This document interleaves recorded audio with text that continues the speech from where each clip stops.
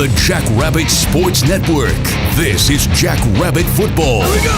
Sumner under center, Taylor sees three-step drop, fade for the end zone. One-handed grab! What a touchdown catch by Jason Schneider! Center on the stretch play, around the left tackle to the 25 to the 30.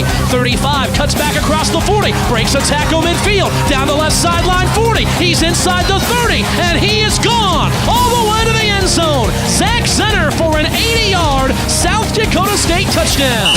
Sumner, a three-step drop, screen right side at his Zenner. Inside the 20 on the sideline, jukes a man inside the 10. Another inside the 5. He dives into the end zone.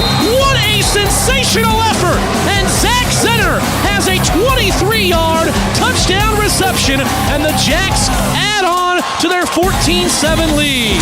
Zenner runs past the blitzer, veers right side 20, down the right side 30, has room 40. He's to midfield, down the right sideline 40. Can he take it all the way? Yes, he can. That's 87 yards. And South Dakota State is an extra point away from tying this football game. This is the Jackrabbit Sports Network.